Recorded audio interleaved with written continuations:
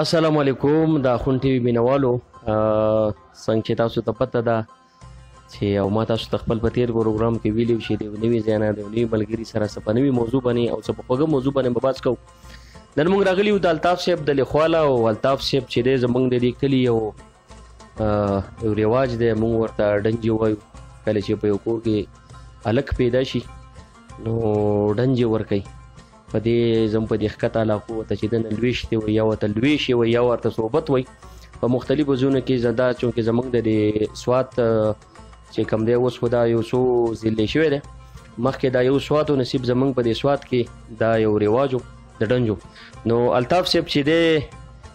الطاف صاحب به په دې باندې یو خاص تپوسونه به ترې کوو او دوی به راته په دې باندې یو خاص رڼا واچوي. الطاف صاحب مهرباني جي، ډېره مننه. ډنجې څه شی دی؟ دا د کله نه سٹارټ شوې، خلکو دا څنګه ډنجې ورکول شروع کړو او دا خصوصي د سوات وطن د ثقافت حصه ده. ډنجې چې کله یو ماشوم په کور کې پیدا شي هلک، د هغه د پیدایش په درېیمه شپه باندې د هغو د کور مشر سي هغه د دې ټول چمګاونډ ماشومان راغونډږي او هغوی له د دې ماشوم په پیدایش باندې د دې په خوشحالۍ باندې پیسې ورکوي. د ټول ماشومان د دې چم گاونډ دې پیسو ته انتهایی زیات خوشحاله او د دغه هلک د صحت دپاره د عمر دپاره هغو چغې وي او دا پیسې چې کوم دي هغوی واخلي او په دې باندې ځان له خواږه اخلي او ځي. دا د دې سوات وطن خاص کر بیا بسوات کې هم د دې بر سوات د مدین علاقې چې دی دې ته خلک په مدین علاقه کې ډنجې وایي. بیا زموږ سره چې کوم خواته تیرات علاقه ده په هغې کې ورته خلک لویشتې وایي، ځینې خلک دې ته صحبت هم وایي. مونږ چې څومره معلومات ترلاسه کړي دي نو د هغې مطابق دا په شنګله کې هم شته. هلک زموږ د پښتو په وطن کې هلک چې دی ځوان، موږ ورته ځوان وایو. ځوان همیشه دپاره د کور سربراہ جوړیږي، د مالی طور د دې چې کوم خانداني دی د هغې کفالت دی د هغې کوي، کفیل یې د دې. نو د ده همیشه دپاره خلک په ده باندې خوشحالیانې چې دي هغه مانځي. تاسو ته پته ده چې زموږ په دې وطن کې به ډلې وي، مختلفې ډلې به وي. د دغو ډلو به د یو بل سره او شرونه و، د دوی به په جداد باندې وایمې وې، د دوی به یو بل سره نه لګې وې او د دوی به جنګونه کېدل. یو ډله به راله او پوره بله علاقه چې کوم وه په هغه د هغوی ډله د بلې ډلې چې کومه علاقه وه هغه به یې ولوټله. مونږ د دې خپلو مشرانو اورېدلي دي چې تونۍ به وي، په تونۍ کې به جوار غنم خلکو ایښودي او سر به یې ورپورې په خاوره باندې لیو کړی. نو هغوی به لکه غله چې وه غله هغه وخت کې د ټولو نه زیات غټ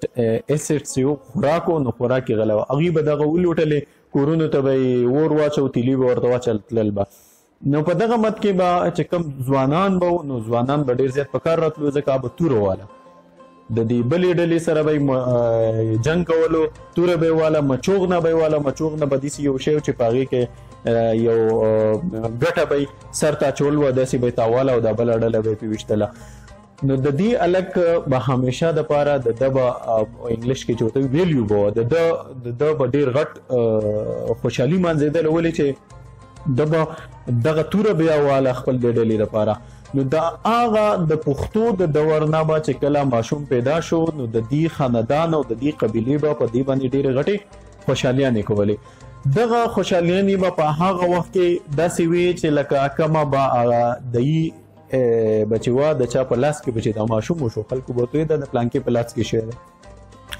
هغې له به د هغه وخت مطابق څه دانې مانې ورکړې، غله به یې ورله ورکړه، هغه به خوشحاله شوه، هغه به لاړه. بیا ورو خلک چې کوم دي هغه ایډوانس دور ته راتلل. نو بیا به چې کله ماشوم وشو نو ځوانان به راجمع شولو، نور ځوانانو هغوی به دا خوشحالي منځله چې یاره زموږ ترمنځه یو بل ځوان راغلی دی. نو د دغې خاندان مشر چې و هغه ته به یې مجبوره کړو او د هغه نه به یې لکه یا بانګي به یې ترې وړی یا به یې د هغو والا چرګه به ډېره زیاته د دې خلکو لکه ایسیډ و هغې به د خوراک شیزو نو دوی به چرګه وړله او یا که به ډېر مالداره سړی نو هغه به ګډ دی هلکانو له ورکو. دغه شانتې د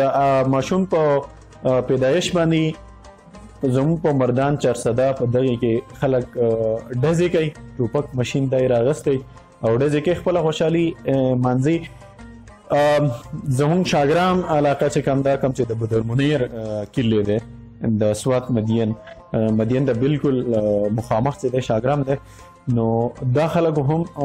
ډزې کوي چې کله ماشوم پیدا شي د هغه د خوشحالۍ لپاره دوی ډزې کوي. نو دنجو کیسه مې درته کوله چې دا د وخت تیریدو سره سره لکه بیا به خلکو دغه شان د چرګ وړله، بیا به ګډ به ترې واغستو، دا ګډ به چې ورکو هغې ته به صحبت وي، بیا به دغه هلکان راجمع شو، هغوی به حلال کړو، هغوی به خوړو، هغې ته به صحبت وي. د ټیم تیریدو سره بیا به ډنجې شروع شوې. ډنجې به داسې وې چې کله به ماشوم په کور کې پیدا شو نو د دغه کور ماشومان چې په دغه کور کې به چې نور ماشومان وو، په د درېیمه شپه باندې به ماښام ټایم کې دا ماشومان به د کور نه ووتو، دوی به چغې والې او په دې ټوله غونډه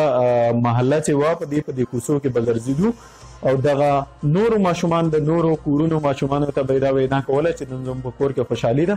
تاسو راشئ.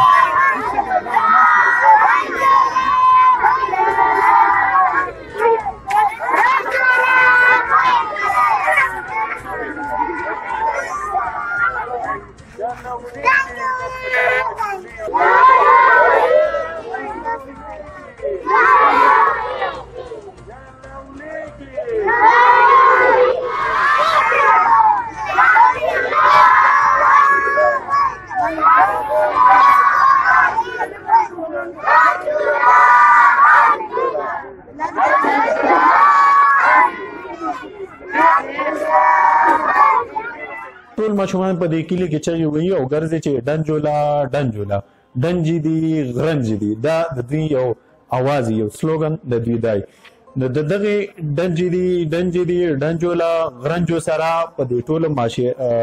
زموږ په دې ټوله محله کې د ټول ماشومان خبر شي او خلک په خوشحالۍ کې د کور نه راوځي. دوی را روان یو د دې هلک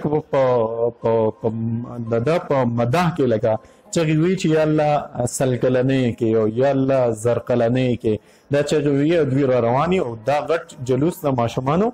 د دې هلک کور ته راورسي او د دوی کور ته ورننوځي. اولې کې یا الله اولې کې یا الله اولې کې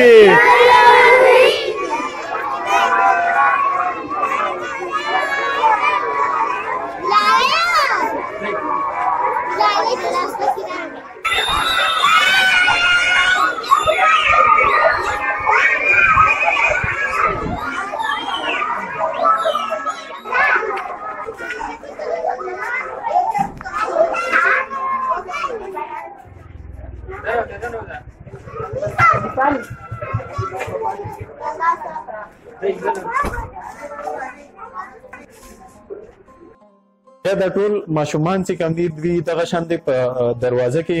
ودرېږي، د کور مشر چې هغه پیسې ماتې کړي. نو د اوس د سره خبره ده چې څوک څومره ورکولی شي، خو زیاتره لکه خلک لس یا شل روپۍ ورکوي دومره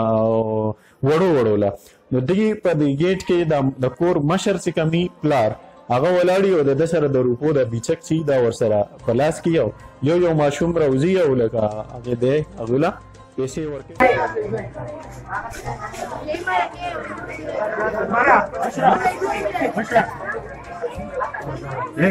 دغه په کټکټ مې ایمن نه بګي روپے والے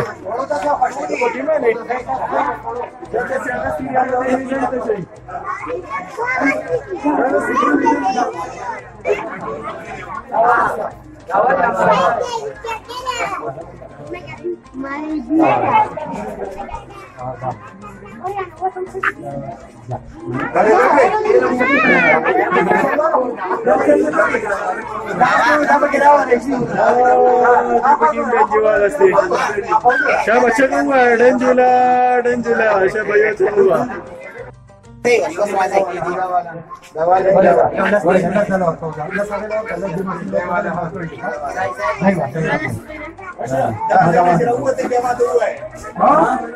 ماشومان انتهایی زیات خوشحاله دوی ماشومان بیا په دغه باندې ځان له خواږه اخلي لکه څوک لاړ شي چنګم مې واغست او پاپړ مې واغست او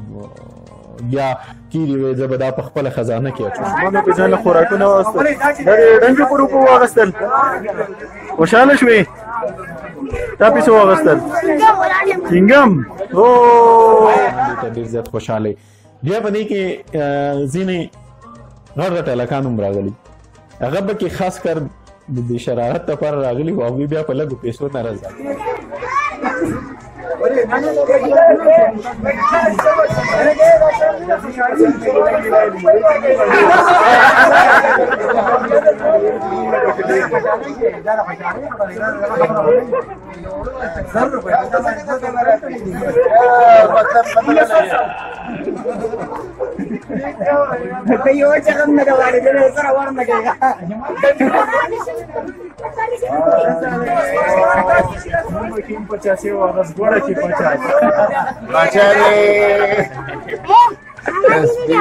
وی بیا د پلار یا نیکې چې دی رانیولی او دی وایي چې لکه نه لکه زه خو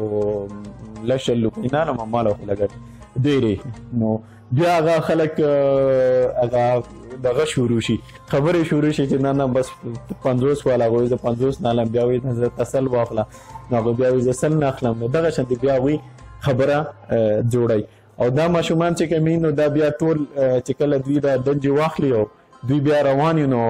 هر یو ماشوم د ځان سره چې کم الکی نه هغه د ځان سره خپله خور د لاسه نیولې ورګه د هغې احتیاط هم په دغه وخت کې هم کوي چې کله یې راولي بیا د ډنجو په وخت کې هم و چې زما د خور له بګې خامخا لږه ما له وروسته راکوي خو زما د خور له بګې اول روپۍ ورکوي بیا وروسته چې روان نو بیا یې خپل لا خور هم ډېره زیاته خپلې د لاسه نیولې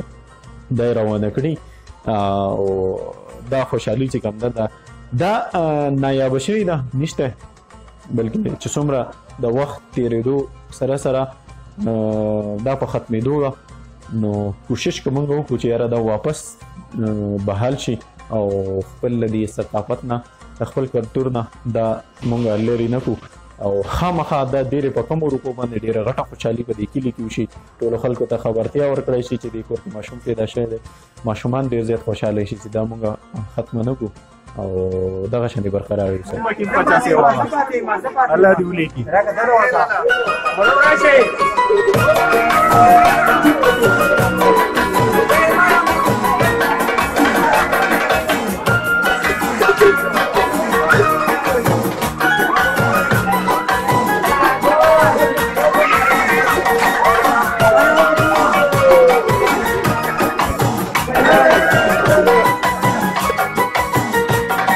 ډېره مهرباني الطاف صاحب تاسو موږ ته په ډنجو باندې او زموږ په دې رواج په دې کلتور باندې تاسو موږ ته رڼا واچوله ډېره مهرباني او انشاءالله بل به تاسو موږ ته انشاءالله به روان پروګرام کې په څه باندې بحث کوو انشاءالله ډېره مننه ستاسو انشاءالله العزیز موږ چې کومه خبره خپل په دې مخکیني پروګرام کې وکړه چې صحبت څه ته وایي خلکو هلکان به څنګه رایوځای کېدل دوی به د چا په کور کې به چې دغه شانې ښادي شوي د هغونه به یې لکه څنګه بانګي ګډ وغیره اخیستو نو انشاءالله العزیز تاسو په تمه اوسئ موږ به روان پروګرام خپل په صحبت باندې کوو تاسو ته به موږ پوره لکه د صحبت پوره عادتي چې کومه هغه قصه ده قصه به درته پوره موږ د صحبت کوو چې یاره صحبت څه شی دی او څنګه به د هلکانو کوو د دې طریقه کار څه او څنګه به بیا هغوی خوشحالیانې خپلې مانځلې ډېره مهرباني مینوالو په انتظار اوسئ